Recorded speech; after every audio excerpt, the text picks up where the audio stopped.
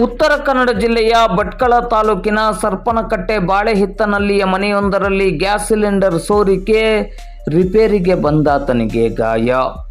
ಮನೆಯೊಂದರಲ್ಲಿ ಆಕಸ್ಮಿಕವಾಗಿ gas cylinder ಸೋರಿಕೆಯಾಗಿರುವ ಹಿನ್ನೆಲೆಯಲ್ಲಿ repair ಮಾಡಲು ಬಂದಿದ್ದ ಭಾರತ್ ಗ್ಯಾಸ್ ಸಿಬ್ಬಂದಿಯೋರ್ವನಿಗೆ ಬೆಂಕಿ ತಗುಲಿದ ಘಟನೆ ಉತ್ತರ ಕನ್ನಡ ಜಿಲ್ಲೆಯ ಭಟ್ಕಳ ತಾಲೂಕಿನ ಸರ್ಪನಕಟ್ಟೆ ಬಾಳೆಹಿತ್ತನಲ್ಲಿಯಲ್ಲಿ ಇಂದು ಶನಿವಾರ ನಡೆದಿರುವ ಬಗ್ಗೆ ಇಂದು ಸಂಜೆ 6 ಗಂಟೆ ಸುಮಾರಿಗೆ ಮಾಧ್ಯಮಕ್ಕೆ ಮಾಹಿತಿ ಲಭ್ಯವಾಗಿದೆ. ಗಾಯಗೊಂಡ ವ್ಯಕ್ತಿ ರಾಜಸ್ಥಾನ ಜೋಧಾಪುರ ನಿವಾಸಿಯಾಗಿರುವ ರಾಜು ರಾಮ್ ರಿದಮುಲ್ಲಾ ಎಂಬಾತನಾಗಿದ್ದು, ಈತ ಮೂಡುಭಟ್ಕಳದಲ್ಲಿ ವಾಸಿಸುತ್ತಿದ್ದನು.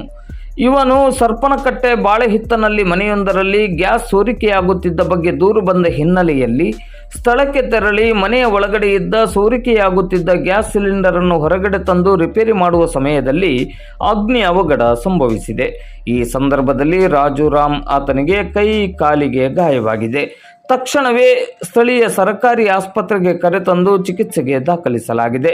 ಭಟ್ಕಳ ಗ್ರಾಮೀಣ ಠಾಣೆಯ ಪೊಲೀಸರು ಭೇಟಿ ನೀಡಿ ಪರಿಶೀಲನೆಯನ್ನು ನಡೆಸಿ ಮುಂದಿನ ಕ್ರಮವನ್ನು ಕೈಗೊಂಡಿದ್ದಾರೆ.